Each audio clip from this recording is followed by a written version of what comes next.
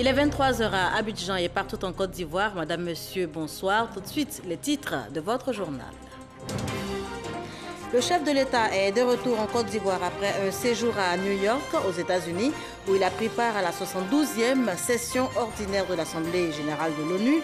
À son arrivée ce vendredi matin, le président Alassane Ouattara a fait le point de son séjour à l'extérieur du pays. Agenda également chargé pour la première dame de Côte d'Ivoire à New York. En marge de la 72e Assemblée générale de l'ONU, la première dame, Dominique Ouattara, a pris part hier jeudi à une rencontre de haut niveau de l'ONU-SIDA. Nous irons également dans l'ouest de la Côte d'Ivoire, où une délégation du gouvernement ivoirien était récemment pour apporter soutien et réconfort aux sinistrés après les pluies diluviennes qui ont fait d'énormes dégâts à Guiglou. Je vous le disais tantôt, le président Alassane Ouattara est de retour en Côte d'Ivoire après un séjour à l'extérieur du pays, avant les États-Unis où il prenait part à la 72e session de l'Assemblée générale de l'ONU.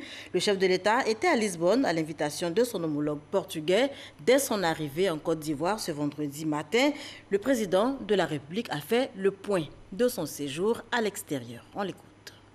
Nous revenons de New York, où s'est tenue la 72e session ordinaire de l'Assemblée générale des Nations unies. Et évidemment, le thème de cette rencontre était « Priorité à l'être humain, paix et vie décente pour tous sur une planète préservée ». J'ai fait une allocution le 20 septembre à la tribune des Nations unies et sur le rôle de la Côte d'Ivoire, puisque notre pays va être membre du Conseil de sécurité à compter du 1er janvier 2018.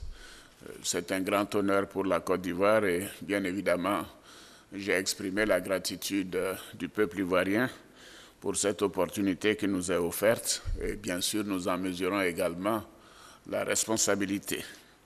Et j'ai indiqué essentiellement que nous partagerons notre expérience de gestion et de sortie de crise après la décennie de crise que nous avons subie de 2000 à 2010 et le succès de l'opération des Nations Unies, l'ONUCI.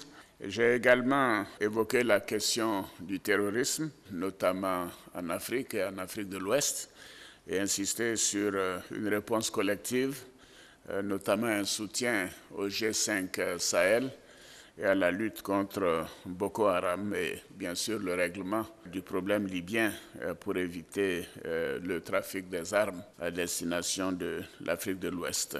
Et j'ai indiqué que, bien évidemment, dans toutes ces questions, les membres du Conseil de sécurité doivent intensifier leur coordination et les grandes puissances doivent faire en sorte que le monde puisse être en paix. Nous avons évoqué également la question de l'environnement et qui a des effets dévastateurs. Nous avons cette expérience au quotidien un peu partout, en Afrique comme ailleurs. Il est important pour les pays d'honorer leurs engagements, notamment sur la COP21.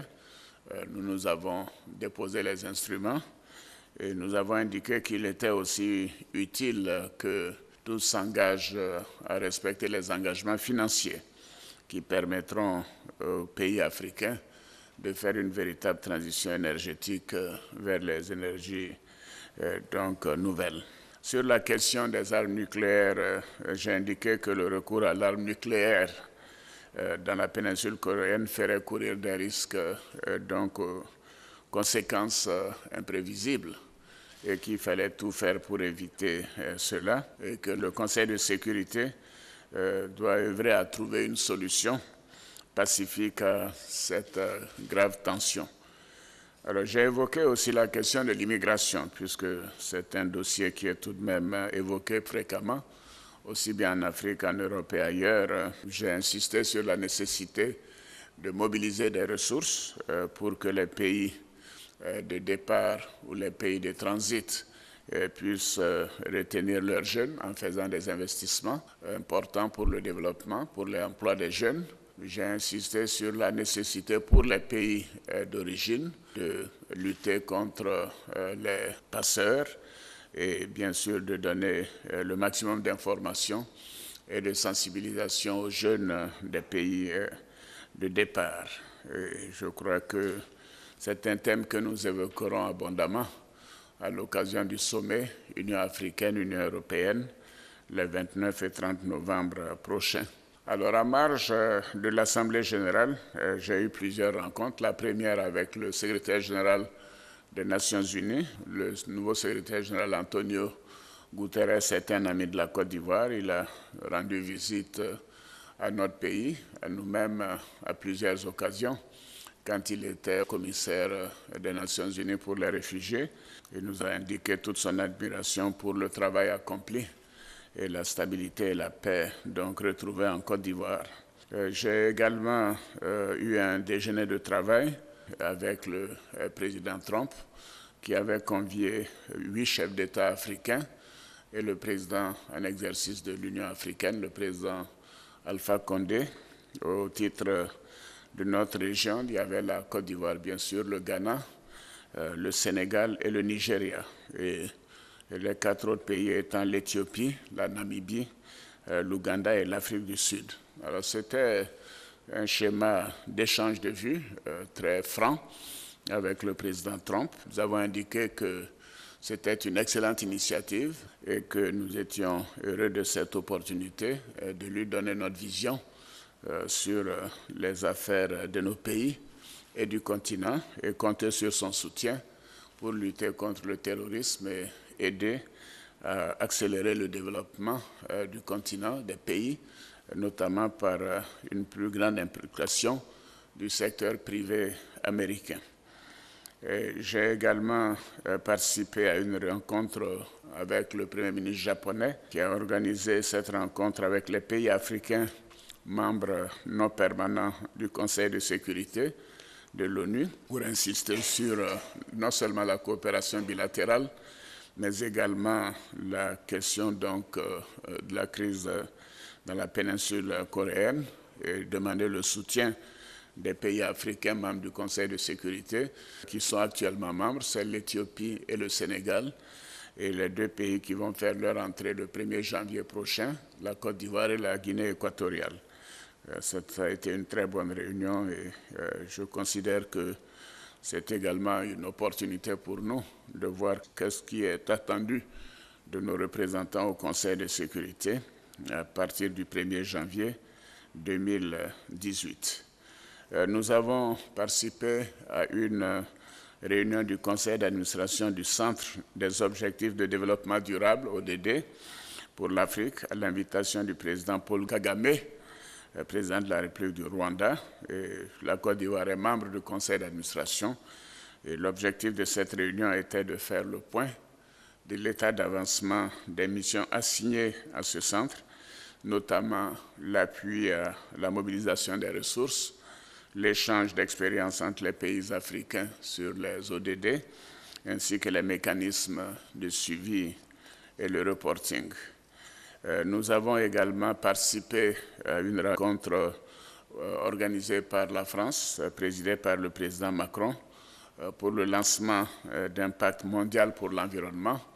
Vous savez qu'il y a un pacte mondial sur les droits politiques et civils des peuples, un pacte économique et social.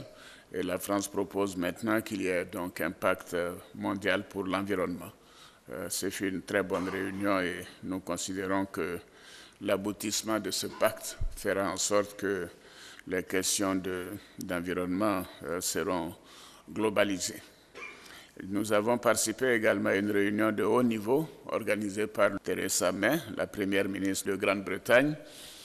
Cette rencontre avait pour thème appel à l'action contre le travail forcé, l'esclavage moderne et la traite des êtres humains. Et la rencontre a mis l'accent sur la nécessité de renforcer la coopération internationale et de disposer d'une approche globale en vue de lutter plus efficacement contre ce phénomène qui dépasse les frontières des États. Nous avons adhéré bien sûr à cet appel et nous avons élaboré tout ce que la Côte d'Ivoire est en train de faire dans ce domaine pour améliorer la situation. J'ai également rencontré le président Donald Tusk, le président du Conseil européen, et la présidente d'Estonie, qui préside donc la conférence au niveau de l'Europe. L'objectif était d'échanger sur la préparation du prochain sommet Union africaine-Union européenne. Nous avons fait un point et les choses se sont bien passées. J'ai rencontré aussi le président de la Commission de l'Union africaine à cet égard et je crois que nous avons bien coordonné nos positions pour que le sommet soit un véritable succès pour notre pays et pour le continent africain. Alors, j'ai prononcé à la demande de l'Université de Columbia une conférence sur le thème « Les défis pour le succès d'une transition démographique et le développement du potentiel de l'Afrique, le cas de la Côte d'Ivoire ». J'ai été heureux de voir qu'il y avait 3 ou 4 étudiants ivoiriens qui étudient dans cette prestigieuse université et surtout de savoir à quel point non seulement les étudiants ivoiriens, mais également africains et au-delà suivent le cas de la Côte d'Ivoire et connaissent bien les progrès qui sont faits et les promesses de notre pays. Donc en conclusion, nous avons eu un séjour chargé, fructueux, et les choses se sont très bien passées. Et comme beaucoup nous l'ont dit, la Côte d'Ivoire est maintenant véritablement sur la carte du monde, avec notre entrée au Conseil de sécurité des Nations Unies le 1er janvier prochain. Alors avant d'aller aux États-Unis, j'ai effectué à l'invitation des autorités portugaises une visite d'État au Portugal, donc les 12 et 13 septembre. Et nous avons été particulièrement bien reçus par le président de Sousa, le Premier ministre, le maire de Lisbonne et d'autres personnalités, le président de l'Assemblée nationale. Et cette visite s'inscrivait dans le cadre du renforcement de la coopération bilatérale et des relations d'amitié qui lient la Côte d'Ivoire et le Portugal depuis plusieurs années. Et je voudrais donc, au nom de la Première Dame et toute la délégation qui m'a accompagné, renouveler mes remerciements au gouvernement et au peuple portugais pour l'accueil chaleureux qui nous a été réservé. À l'occasion de ce séjour, nous avons signé plusieurs accords de coopération et aussi nous avons eu une rencontre avec le secteur privé portugais. Alors je dois signaler qu'aussi bien au Portugal qu'aux États-Unis, j'étais accompagné par une forte délégation de ministres qui ont chacun de leur côté eu des rencontres, je trouve, très utiles et fort enrichissantes. Et je suis sûr que très rapidement, ils feront un compte-rendu détaillé au Conseil de gouvernement et au Conseil des ministres.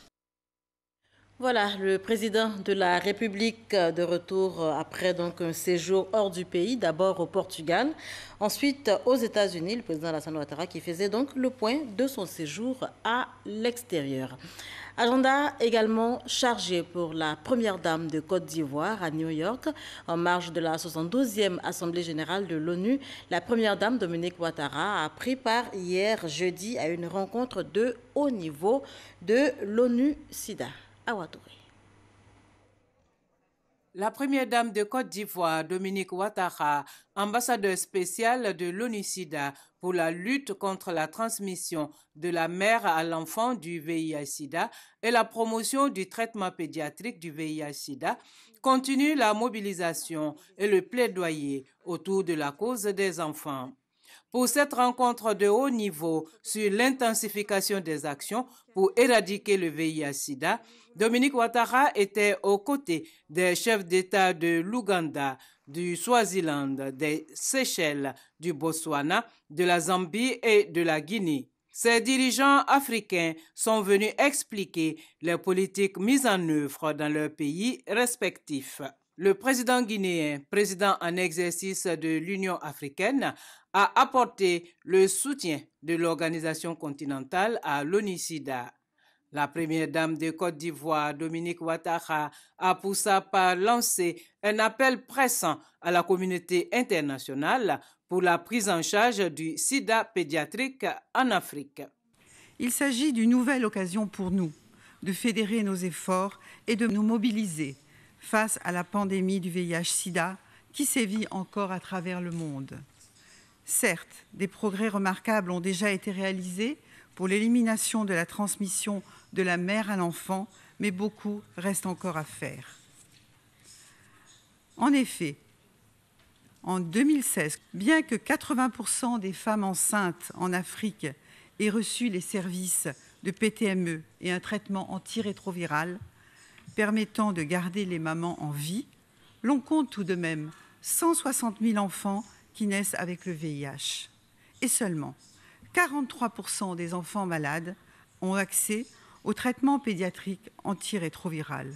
Cette situation est inacceptable et doit susciter l'implication de tous afin de parvenir à un réel changement.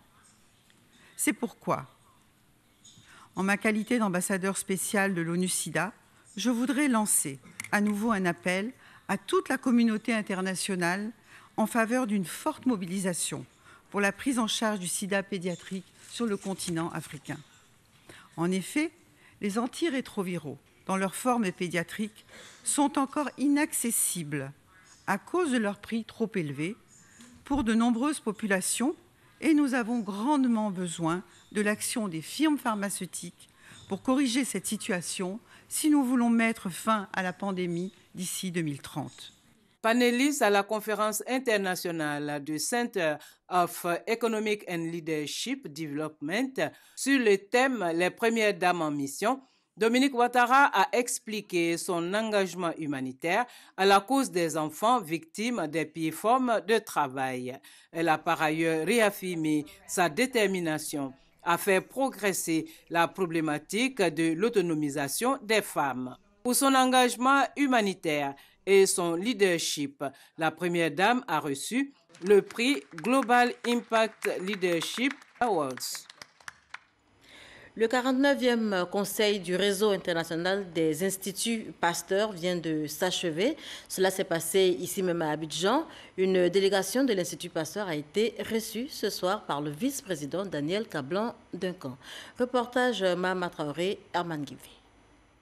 Le 49e Conseil du réseau international des directeurs de l'Institut Pasteur, à peine achevé, qu'une délégation est venue livrer les conclusions au vice-président Daniel Kablan-Duncan. Selon Christian Vigourou, président du conseil d'administration de l'Institut Pasteur, les résolutions de ces 3 jours de conclave à Abidjan visent à redynamiser l'action de cet organe de recherche dédié aux maladies épidémiologiques. Ces 3 jours ont permis une réunion des 33 instituts Pasteur de l'ensemble du monde pour échanger, pour voir comment la coopération peut être menée dans l'intérêt de la science, de la santé et des échanges d'enseignement. Signalons la présence dans cette délégation de Françoise Bar Sinoussi, lauréate du prix Nobel de médecine en 2008. Elle occupe aujourd'hui les fonctions de présidente d'honneur du réseau international des instituts Pasteur. Une délégation chinoise à la primature ce vendredi. Elle a été reçue par le ministre d'État, ministre de la Défense, Ahmed Bakayoko, représentant le Premier ministre Amadou Gon Coulibaly. Il a été question de coopération économique sino-ivoirienne. Sidonie David. Plusieurs sujets ont pu être abordés au cours de la rencontre entre la délégation chinoise et le ministre d'État, ministre de la Défense. Avec Ahmed Bakayoko, représentant le Premier ministre Amadou Gon Coulibaly, l'occasion était bonne pour passer en revue les relations de coopération économique et commerciale qui lient la Côte d'Ivoire à la Chine. Cette rencontre a également mis en avant les opportunités d'investissement qu'offre le pays. Le CPSSC, en tant qu'une organisation semi-officielle, a toutes les raisons d'emmener les entreprises chinoises dans votre pays et de discuter des projets sur lesquels on peut avoir une coopération. Je me réjouis particulièrement qu'au sein de notre délégation, il y a des entreprises qui s'intéressent aux noix de cajou et surtout qui s'intéressent à la culture, à la production, à la transformation et à l'exportation de ces produits agricoles. Le ministre d'État, ministre de la Défense Ahmed Bakayoko, s'est réjoui des intentions d'investissement en Côte d'Ivoire de la délégation chinoise. En visite depuis le jeudi, la délégation conduite par le président du Conseil pour la promotion de la coopération Sud-Sud est composée d'une quarantaine de grands investisseurs. Voilà, comme quoi la coopération économique sino-ivoirienne se porte très bien. Les forces spéciales ivoiriennes et françaises ont mené ce matin un exercice de libération d'otages. L'objectif est d'évaluer leur capacité à gérer ensemble une attaque terroriste. On retrouve Herman Guivet. Un vendredi matin, alors que tout semble paisible, le poste de commandement des forces spéciales est saisi d'une alerte. Des civils seraient pris en otage par des terroristes à l'intérieur d'un bâtiment. L'information confirmée, le poste de contrôle se met en branle. Dans les minutes qui suivent, le ministre de l'Intérieur, joint par téléphone, est informé de la situation. L'intervention s'organise. Des hors-bords avec à leur bord, des équipes d'intervention foncent à vive allure sur le lieu de l'attaque, accostent, puis prennent position. L'opération de libération des otages est enclenchée. Avec prudence et efficacité, les forces spéciales progressent et ceinturent le bâtiment. Le premier terroriste est abattu. Les forces d'intervention s'infiltrent ensuite à l'intérieur du bâtiment pour tenter d'en libérer les otages. Au même moment, au ministère de l'Intérieur et de la Sécurité, la cellule de crise suit avec attention l'évolution de la situation. Les terroristes résistent, les forces spéciales chargent, l'ennemi est abattu, les otages sont libérés puis exfiltrés. Sorti de nulle part, l'un des terroristes en mission kamikaze tente de faire sauter sa ceinture explosive. Il est abattu sans aucune sommation. Pour neutraliser la charge, un démineur entre en scène. Il passe ensuite la main à un robot démineur pour achever le travail.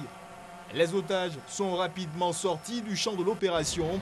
Ceci n'est qu'un exercice. Satisfaction totale des grands commandements ivoiriens et français. Nous avons pu voir toutes les étapes, toutes les phases d'une telle opération. Et je crois que cela a été bien mené par nos hommes avec l'appui des forces françaises. Donc nous sommes satisfaits de ce que nous avons vu ce matin. Comme on a besoin de beaucoup de monde au moment où il y a des interventions, il faut qu'on puisse être interopérable. Donc c'est important qu'on développe des techniques propres. C'est pour ça qu'on est ensemble. Les preneurs d'otages, il faut être capable d'intervenir très vite. Satisfaction de la cellule de crise. Le communiqué final de l'opération peut enfin être livré à la population. Au terme de l'exercice militaire, l'amiral Isnar des forces françaises a été reçu en audience par le ministre d'État, ministre de la Défense, Ahmed Bakayoko. Je vous conduis à présent dans l'ouest de la Côte d'Ivoire. Une délégation du gouvernement ivoirien y était récemment pour apporter soutien et réconfort aux sinistrés, ce après les pluies diluviennes qui ont fait d'énormes dégâts à Guiglou. Les dernières pluies ont fait environ 5000 sinistrés et détruit 86 maisons à Guiglou. Ces victimes se sont ajoutées aux 656 planteurs déplacés de la forêt de Gwendébé pour augmenter le nombre de personnes dans le besoin dans cette région. Le gouvernement marque sa solidarité à toutes ces victimes. Une délégation dépêchée sur place pour exprimer la compassion de l'État. Nous sommes arrivés avec les populations concernées à un accord satisfaisant au niveau de ceux qui sont dans la forêt classée. Et nous sommes arrivés également à marquer véritablement la compassion du gouvernement aux populations qui ont été victimes d'inondations. Les parents aussi ont dit merci au président de la République qui s'est soucié d'eux et qui leur a apporté non seulement la compassion, mais des moyens pour pouvoir vraiment assurer leur vécu quotidien. En tout cas, nous partons en étant heureux. Le président de la République a tenu à ce que nous venions à vous pour vous demander de faire en sorte que vos incompréhensions, vous les régliez par le dialogue, par la concertation, par les échanges. Vous les régliez de façon fraternelle, comme vous avez toujours vécu ici à Guiglo. Le président vous demande de privilégier ce qui vous a toujours uni, c'est-à-dire la fraternité, l'amitié, l'union. Un message de compassion et de cohésion accompagné d'une enveloppe de 15 millions de francs CFA du président de la République, Alassane Ouattara, à l'ensemble des sinistrés. De quoi retrouver le sourire. Cette parole qui est donnée au ministre sera respectée à partir de moi jusqu'à la jeunesse. Prêt à réaccompagner nos frères baoulés dans leur campement, sur leur site où ils habitaient. La main dans la main, ils iront tous ensemble avec nous dans leur campement. Je suis content de retourner. Aujourd'hui même où je suis, on est pour aller dans notre activité, pour que Côte d'Ivoire même il avance. Le chef de délégation a également précisé que la forêt de Gouendébé n'est pas déclassée. Elle demeure la propriété de l'État. Un commentaire de Abou Sanogo. 2 morts, 10 blessés. C'est le bilan de l'accident survenu cet après-midi sur la voie express Adjamé-Yopougon. Les blessés ont été conduits au CHU de Yopougon. Godefroy Okambawa et Francis Boifo pour plus de détails. Pont du Banco, sur la voie express Adjamé-Yopougon.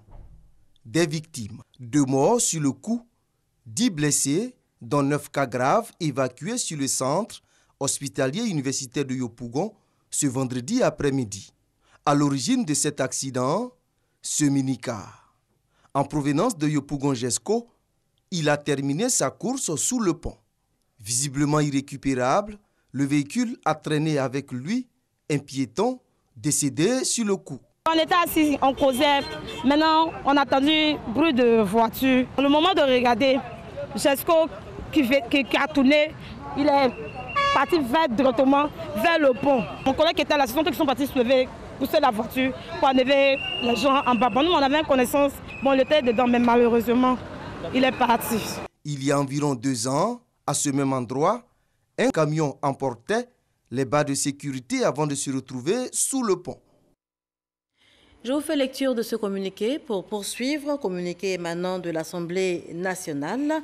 Monsieur Soro Kibafori Guillaume, président de l'Assemblée nationale de Côte d'Ivoire, convoque mesdames et messieurs les députés, membres du bureau de l'Assemblée nationale, à une réunion le lundi 25 septembre 2017 à 14 h à la rotonde de l'Assemblée nationale. La question de l'emploi, une préoccupation pour les jeunes, même diplômés. Le Forum Afrique Talent vient répondre à cette problématique. Rencontre entre entreprises et jeunes diplômés. Le Forum Afrique Talent est un carrefour d'opportunités d'insertion professionnelle. C'est ce que nous dit Franck Kouadio. 9,6 millions de jeunes diplômés au chômage selon les Nations Unies en 2020 si les initiatives pour l'insertion professionnelle ne sont pas renforcées. Le Forum Afrique Talent crée donc les conditions pour les jeunes diplômés sélectionnés après avoir postulé via Internet. L'idée est de créer un cadre de rencontre entreprises, chercheurs d'emploi, expérimentés ou non, pour un éventuel recrutement. Vous allez avoir des besoins de profils plutôt métiers support comme on dit, c'est-à-dire ressources humaines, finances, etc. Mais vous allez aussi avoir des besoins pour les entreprises du BTP par exemple, de profils plus techniques, donc des ingénieurs en génie civil, etc. Donc c'est une panoplie de postes et de fonctions qui sont à disposition des candidats sur le forum. 150 à 200 postes à pourvoir durant ces 2 jours de forum. Une dizaine d'entreprises et plusieurs cabinets de recrutement et de formation venus à la recherche de certains profils. Les profils vont être assez variés. Alors d'abord un profil d'ingénieur et de technicien issus du génie civil et des métiers de la construction. Et puis on va également chercher à recruter des collaborateurs sur l'ensemble de nos fonctions support au core business, dans les fonctions achat, dans les fonctions gestion, dans les fonctions contrôle de gestion, ressources humaines, juridiques et l'ensemble des fonctions de l'entreprise. Des entreprises nationales telles la RTI comme des multinationales qui ouvrent leurs portes à de nouvelles compétences, Joseph entend en rencontrer au moins 4, histoire de multiplier ses chances. Il faut quand même tenter partout. Il ne faut pas se focaliser seulement sur une entreprise. Afrique Talent, la 4e édition est une initiative à l'échelle africaine. Le ministre de la Promotion de la Jeunesse, de l'Emploi des Jeunes et du Service civique, Sidi Touré, est venu apporter son soutien. L'édition 2017 Afrique Talent à Abidjan s'inscrivant dans la dynamique de l'émergence et de l'emploi pour tous. Dans l'actualité également, en image, le meeting géant de l'opposition à Lomé. Après des marches de protestation au cours de la semaine, un groupe de manifestants a été dispersé à coups de gaz lacrymogène en fin de journée ce vendredi. L'opposition a, elle, dénoncé dans sa déclaration en fin de marche donc des violences dans le nord du pays. Et puis en France, les 5 ordonnances concernant la réforme du Code du travail ont été signées ce vendredi par le président Emmanuel Macron en direct donc à la télévision. C'était au cours du Conseil des ministres qui s'est tenu ce vendredi à l'Élysée. La nouvelle loi, notez-le, devrait entrer en vigueur la semaine prochaine. Merci de nous avoir suivis. Passez un excellent week-end sur nos antennes.